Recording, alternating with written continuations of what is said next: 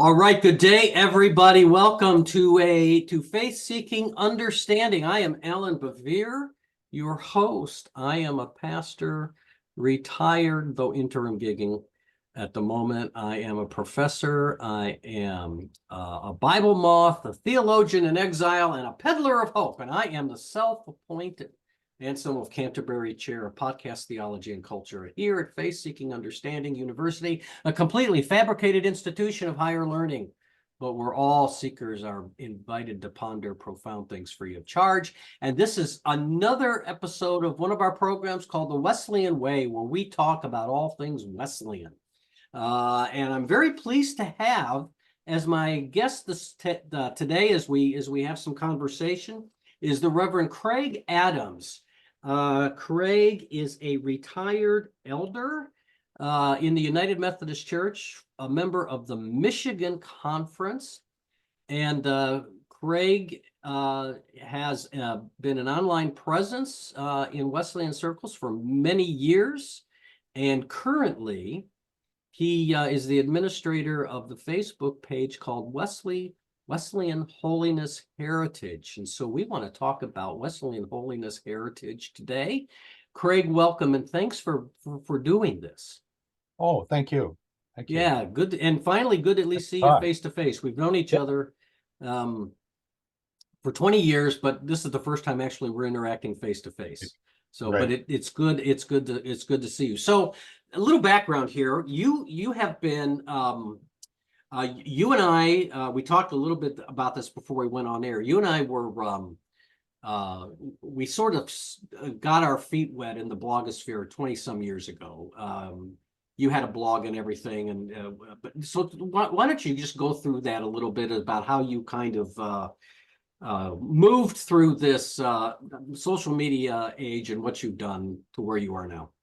Well, there was an era before that. Oh, okay. Before that, I was involved in the Usenet. It was a moment before I could even think of the term anymore. It used to be when you had an ISP, you had a Usenet account as well. So I got curious about it, and I found oh dear, I didn't even know I was going to mention this. Alt Methodist something or other, and I was very active on the Methodist news group. And then I got interested in, well, what are some things I could post on the Methodist news group? And besides news from the Methodist News Agency, I started to post chapters from Old Holiness books, which is a reflection of my background, the influences on me when I became a Christian. And so I started going through Old Holiness books. Then I started to complete them. And on our church website, I put up some of these old holiness books by Daniel Steele and others. And then when the blogosphere came along, I got on board with that. So, and social media, well, let's see, there was Usenet, then there were Yahoo groups, then there was social media and the blogosphere. And so my website's still up. It's not updated anymore. I noticed on there I need to get to the biography page and change my age. It's been several years since I'm currently 74, so I think it says 68. So it's been a while since I've updated that page. I unfortunately I don't update it anymore. I wish I could get back into that again. I would love to be writing again. I just don't.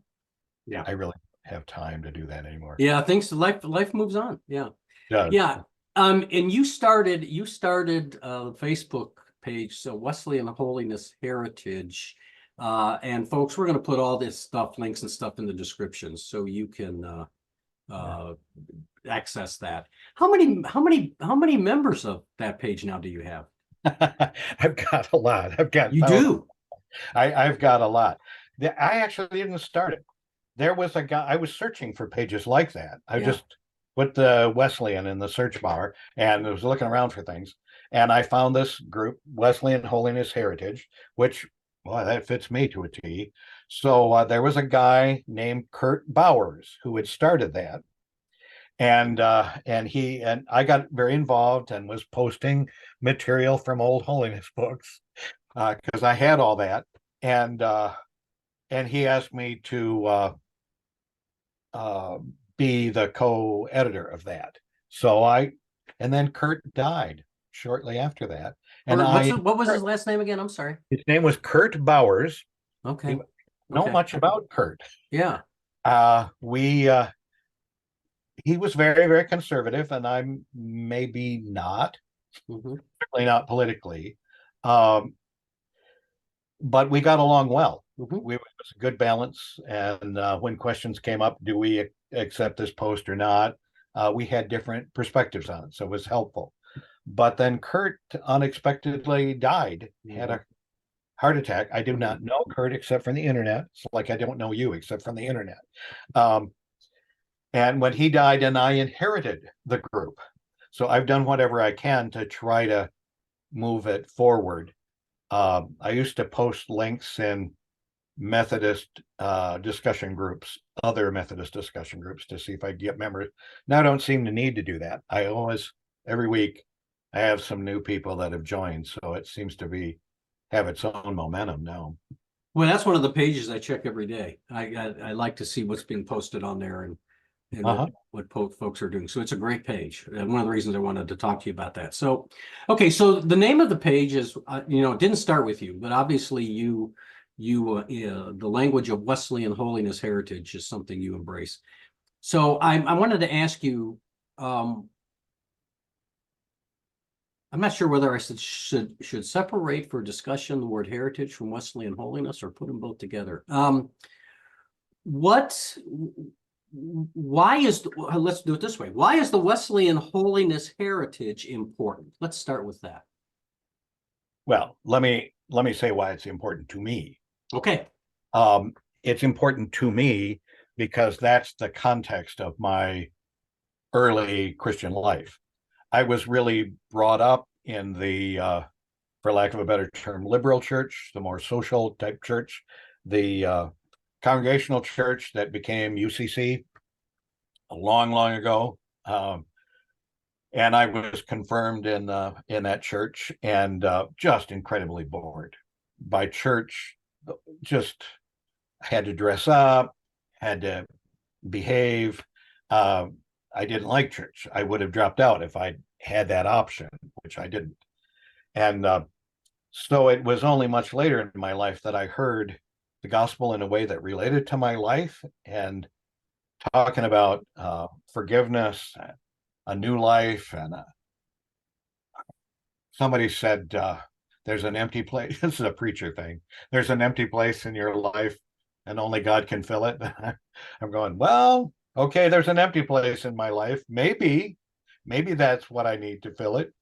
And so I came to Christ in the context of the Holiness Camp meeting, of an evangelist preaching that. So it was the early stages of my life were formed by people in the holiness movement, and to a lesser degree in the Pentecostal movement as well. And that's why it's important to me. Oh, the other thing, here's what I need to say about that. The message that they gave at camp meeting was frustrating to me. It was about, okay, you need to be saved, but then there's this other thing. You need to be sanctified, or they'd say entirely sanctified.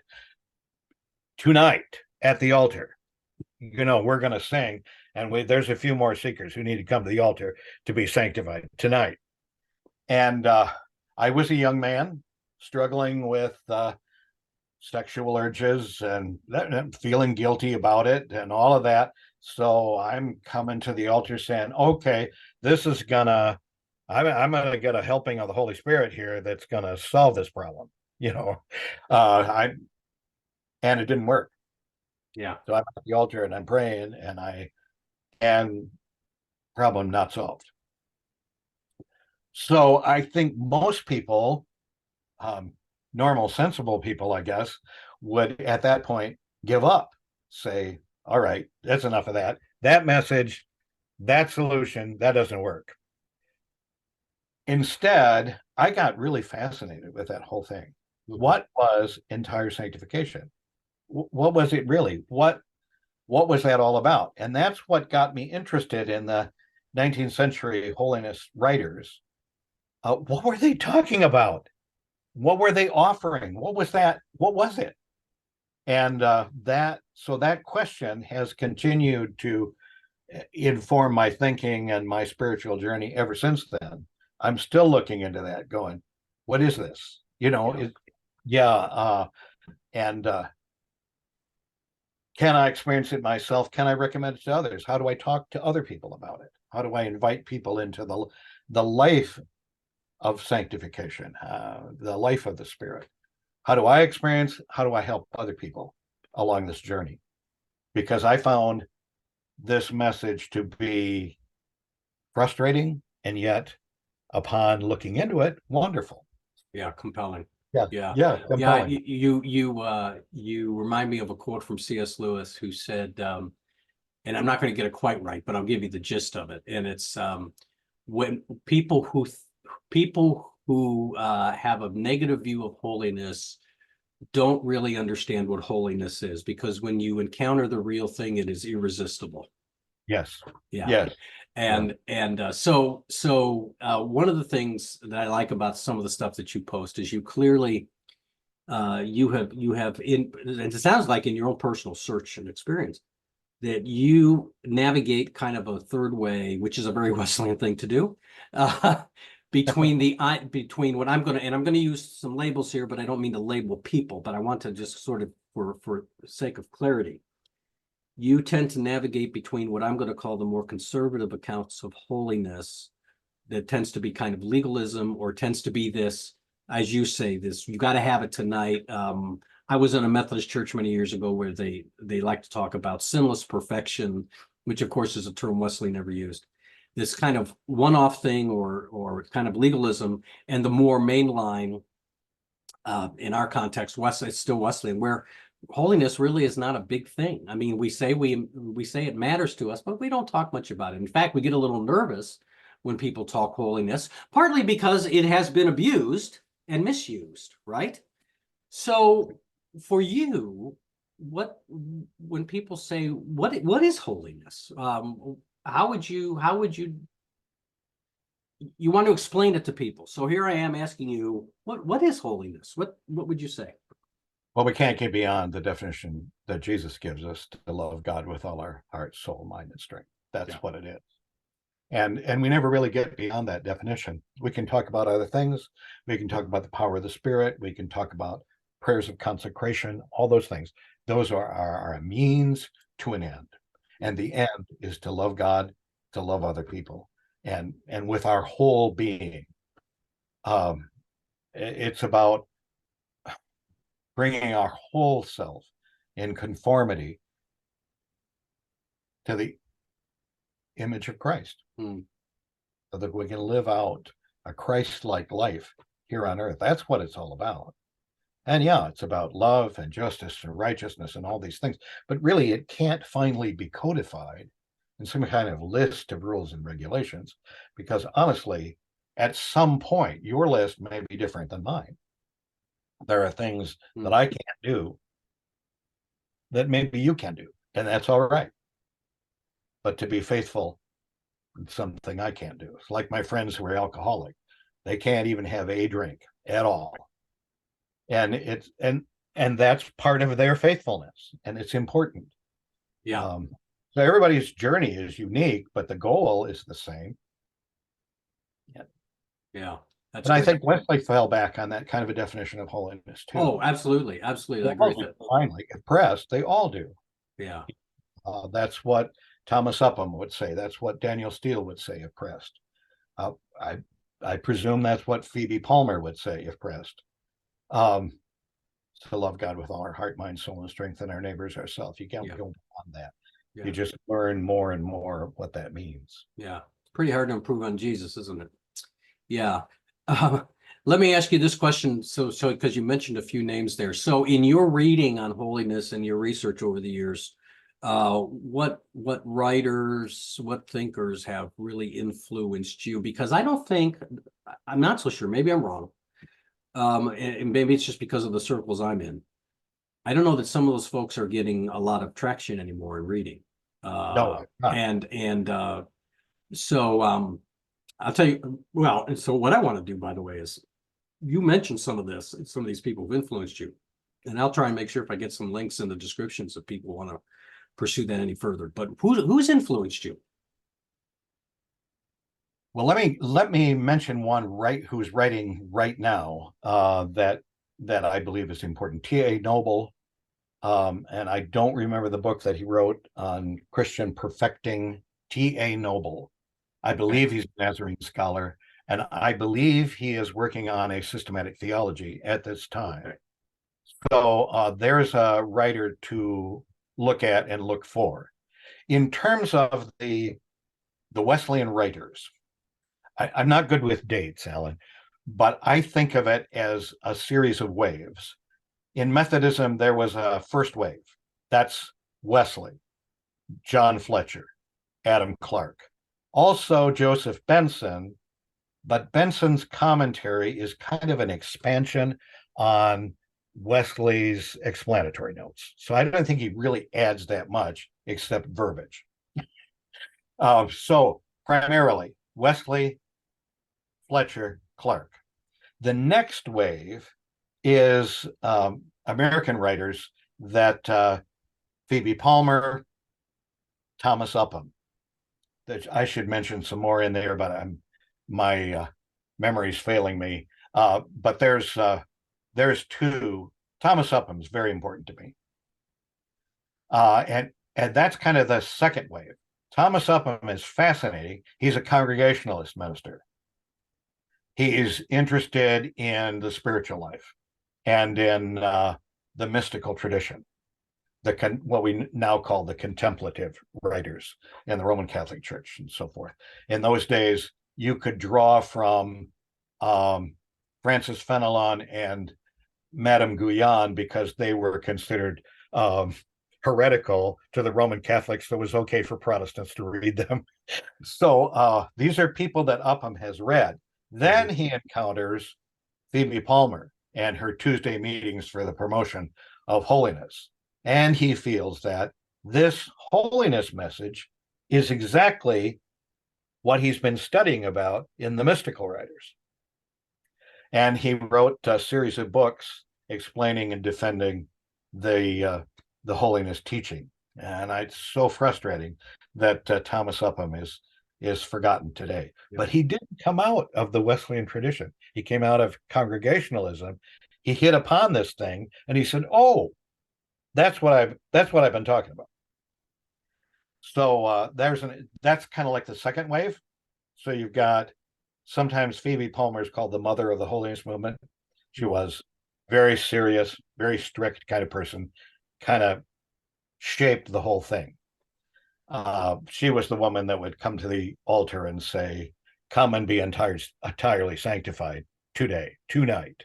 You know, so we'll sing another song. Come on, and you don't know what to pray. I'll tell you what to pray, and then I want you to stand up and say you've been entirely sanctified tonight, and you're free from inward sin." Yeah, so that shaped the holiness movement that was to follow, which to me was a third wave, kind of reactionary. This is where we find J.A. Wood, Daniel Steele, who I do admire, and many, many, many, many others. Too many to name. Yeah. But there was just in the 19th century, the holiness revival movement was a powerful movement, and it even affected people in the Reformed tradition because people like Asa Mahan and Charles Finney started sounding like Wesleyans. Yeah, as they became part of this revival movement as well, and were, well, I mean, major forces in their revival movement. Have I named enough writers? I don't you've know. named plenty. I appreciate that. Okay. Yeah, I appreciate that. Yeah, one of the things that strikes me too in our conversations about holiness today is that often we pit holiness against grace. Right. That somehow holiness and grace are tensions, and when you read Wesley, that is not the case, right? I mean, grace Right. is transforming. Yeah. Could you talk a little bit about Wesley's? Oh, that's the other thing we talk about, and I want you to talk a little bit about this, about prevenient grace, justifying grace, and sanctifying grace. The one thing I've noticed about Methodists is we really like prevenient grace. Right. And we're good with justifying grace, but sanctifying grace doesn't come into the discussion too much, or perfecting grace. But can you kind of talk a little bit about what Wesley means by that when he talks about these three kinds or forms of grace?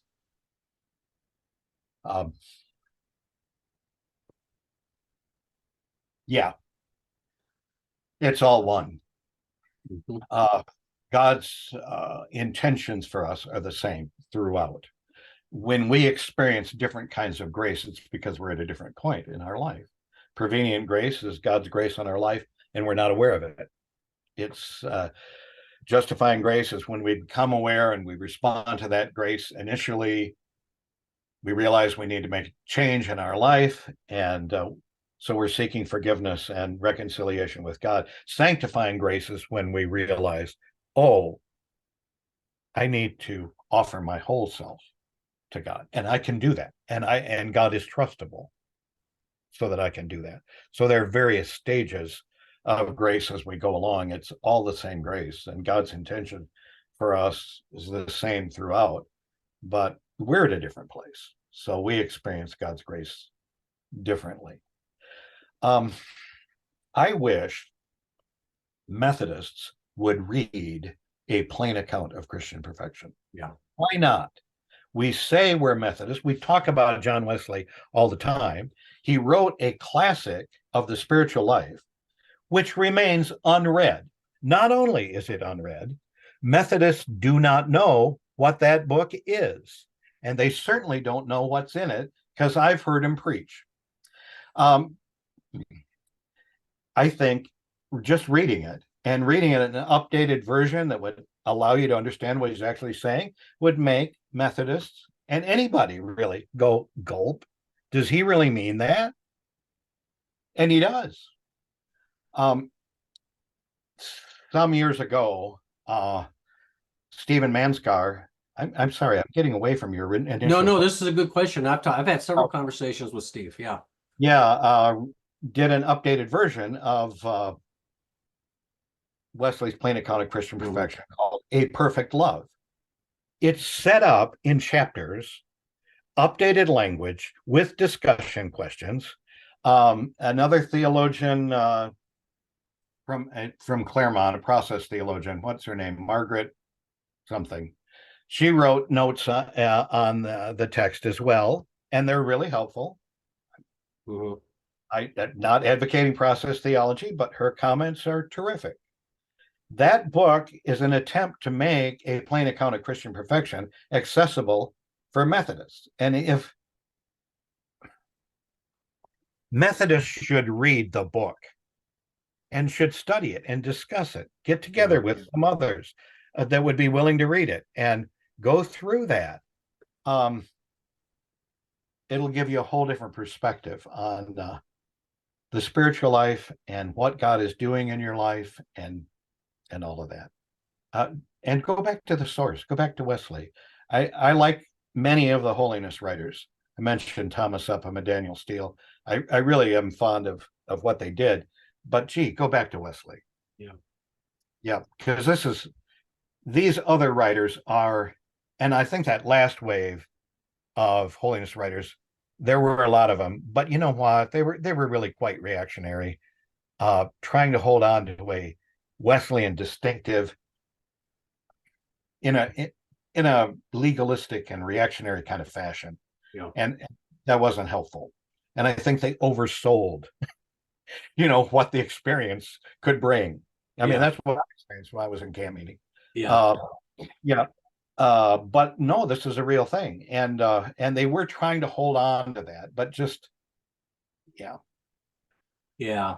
Yeah. I appreciate that. And what you were talking about, a plain account of Christian perfection, which I've read more than once. So often it is the truth, and it's not just true with we Methodists and Wesleyans, but it's probably true, I'm sure, with Lutherans and Calvinists and all of those who are in different traditions, that so many people who are in that tradition, the only thing they really know about that tradition is just a few select quotes Right. from people. And you and I, we won't go into we don't take time to do this, but you and I probably both know well the 3 or 4 or 5 quotes that people love to trot out about Wesley on social media that sort of explains everything. It's kind of like proof texting the Bible. And then sometimes we even quote Wesley things that Wesley said that he didn't say. And so Yeah. it gets kind of frustrating because, if isn't it true, Craig, that if you really want to know, and you obviously know this, if you want to know the subject, you got to delve into it. You've got to read it. If you want to know Wesley, you got to read Wesley. If you want to know, about grace, you got to read it. And it's not sufficient enough just to throw out a few quotes here and there. Yeah. Yeah. And I mentioned Manska's edition because now United Methodist churches and pastors have no excuse. No excuse. There's a version set up for small group discussion, updated language, discussion questions, the whole thing. There's no reason you can't read that. Yes, to turn a phrase on. It'll make you go gulp. If you read it, yeah, you will go gulp. Did he absolutely mean that? And absolutely. That's why you need to read it. Yeah. Yeah, so to turn a phrase on Paul in Romans 1, fellow Methodists and Wesleyans, because of Steve Manskar, you are without excuse. You can read this. Right. Okay, very good, very good. Where do you think, and let's just turn a little bit to us United Methodists, because we're both United Methodists, and I'm sure this will benefit our Wesleyan listeners who are not Methodists, but where, if you could address a gathering of United Methodist pastors, what would you want to challenge them on, other than reading A Plain Account of Christian Perfection? I mean, where would you want to say to us where you think we've kind of fallen down on the holiness thing? And what do we need to do as we lead our congregations as Wesleyans who believe that holiness matters?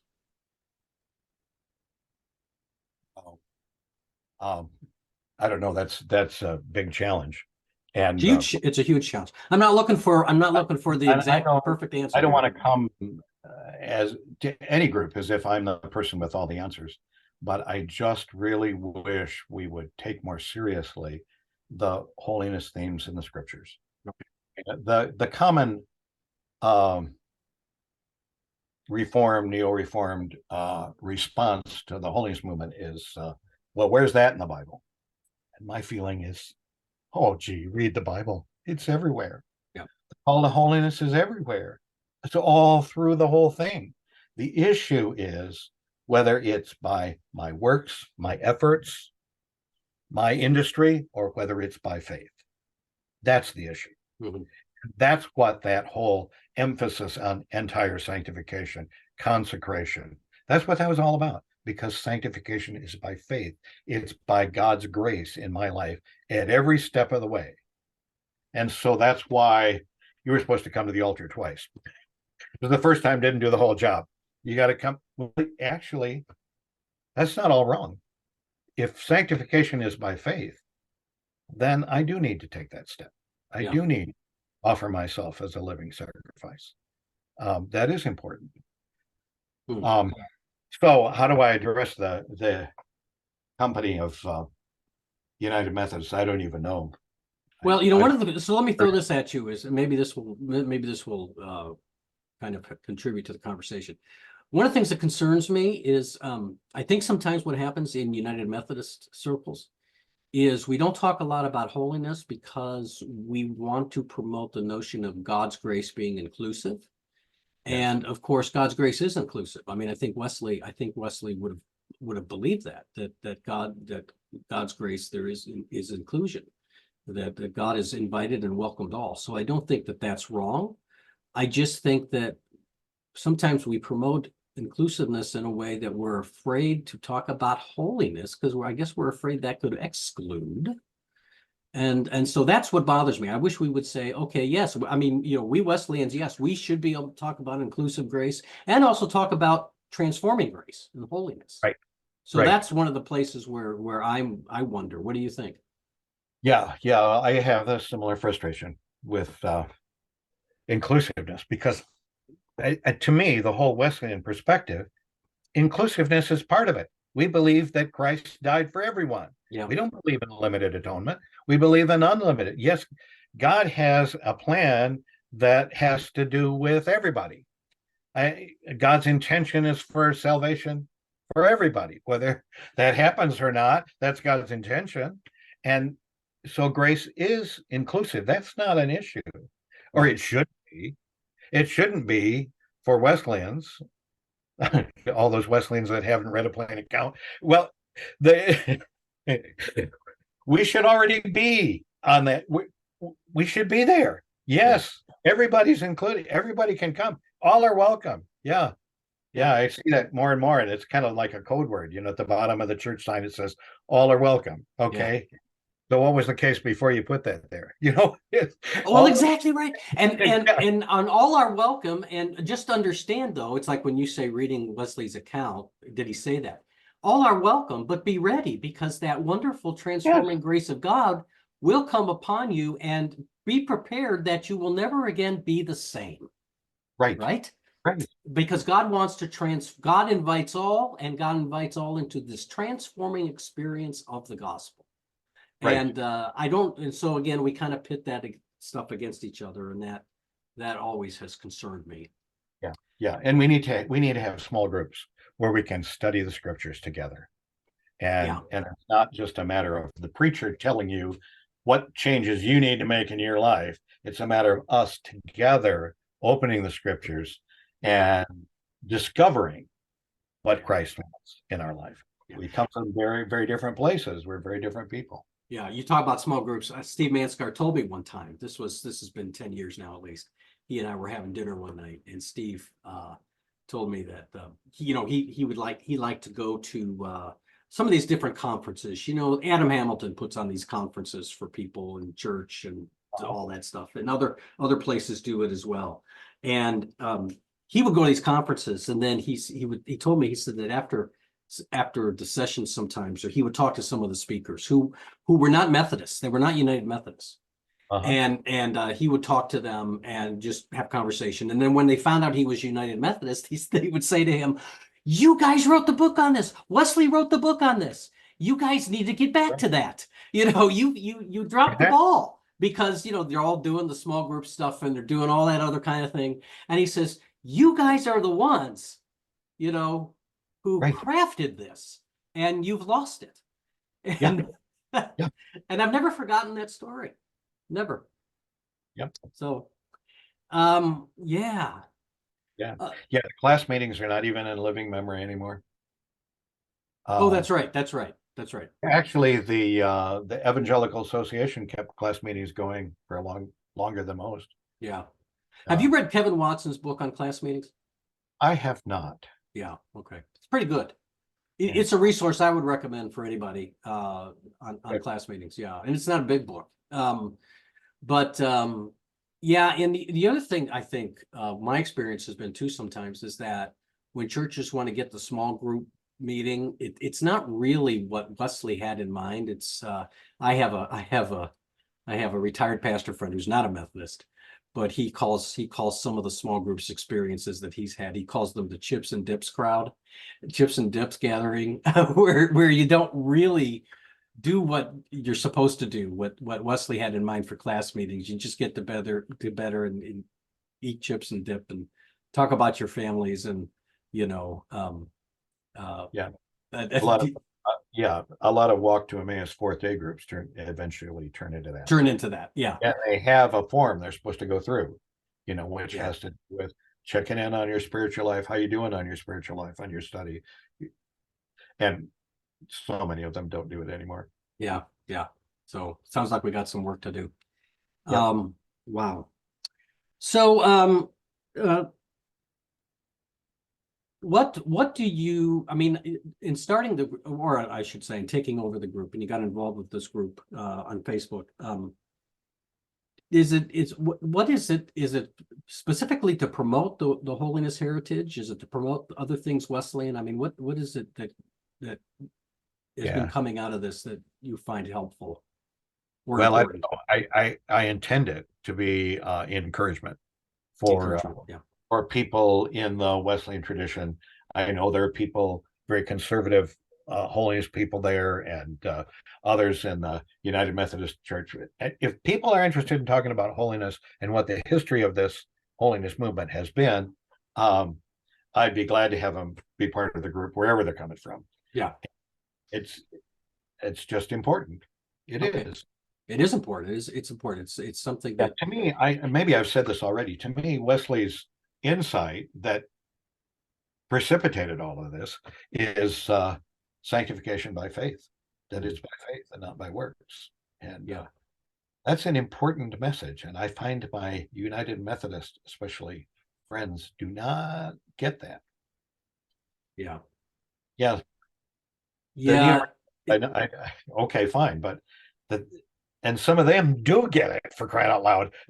But Methodists just don't get it. It's by faith. Mhm. And this is how we become the person God created us to be. Yeah, Yeah. good. Okay. Wow. Try not to cough into the mic here. All right, so we're coming to about getting to about time on our discussion. I really appreciate your taking the moments to do this with me, Craig. This has been good. Let me, I guess the way to sum it up is to ask is, do you have any final thoughts that you would like to offer on this topic before we move on? Um, well, I think I've said the things that I really wanted to say. Though actually, when I started this, I didn't know what I wanted to say. When we've talked about the authors and all of this, look into this. Don't just drop this. My trajectory of faith, I find, is different than a lot of people. I was brought up, so to speak, in the more liberal, if that's the term, social kind of church back in the 50s. I born in 49. Back in those days, that was still a thing. You went to church for social reasons primarily. And that was all empty, vacuous to me. And maybe there was more there than I was seeing, but I wasn't seeing anything that was worth looking at. I came to Christ in the camp meeting. So that's always been a message of liberation and hope, forgiveness, new life, the power of the Holy Spirit, helping you to live every day. So I find my trajectory of faith is different than a lot of other people. Nowadays, people talk about deconstruction. They were brought up in a very rigid kind of environment. They were going to get away from that. A lot of people who were brought up in the holiness movement are like that. You know, they found it very rigid, very structured, very rule oriented, legalistic. And what was this entire sanctification thing anyway? I went to the altar. I didn't get that, whatever it was. And so they've rebelled against it. I found there's a great message there. That delving into the Wesleyan holiness tradition, you find riches there. And it's a wonderful tradition that too many Methodists want to dissociate themselves from or see it as being heretical. And we want to get away from that. Oh, no, delve into it. And by all means, read Mr. Wesley himself. So if you think these other guys were too strict on holiness, read the man himself, where this all came from and why they're preserving this Wesleyan distinctive. Well, what was it? What was the insight? It's an important insight, and it's one well worth hearing again. So in addition to my website, I also maintain a couple blogs on Google, The Hidden Life, which excerpts from the writings of Thomas Upham, who I wish people would read. And the other one is called Steele's Answers, which is I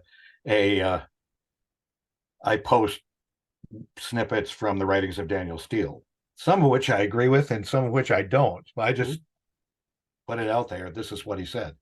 And I hope people find those things, because the message is still well worth hearing and heeding.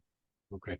We'll put the links to all that in our description so people can go to that, and I appreciate that. Yeah, when you were talking about the different faith trajectories and journeys, bad accounts of holiness do not mean that holiness is not a good thing, right? Right. I mean, we all have, and we've all done. By the way, we've all done this. Any movement, you always get accounts that are inadequate, and it's not a reason to. Like I have young people that I meet with on a regular basis who kind of deconstructed, and deconstructing faith. And I always say to them, I say, I say you can go to the Bible and find deconstruction, the biblical characters in deconstruction all the time. You sure can. I said, what I hope comes out of the deconstruction is that you construct something, and that you stay in contact with God and construct something out of that, because at the end of the day, we all want to build something with our faith in life and faith trajectory journey. You talked about your journey. That sounds to me like that's what you're talking about, that you sought to build this with your life and the idea of holiness and what God can do through us. So, yeah. Okay. Well, Craig, I want to thank you for this time. And this has been a great conversation. And so keep up the good work. Thank you. I appreciate that. So anyway, friends, this is Faith Seeking Understanding. I am Alan Bevere. The patron saint of Faith Seeking Understanding was Anselm of Canterbury, who said, "I do not understand in order to believe, but I believed in order to understand." So friends, keep seeking.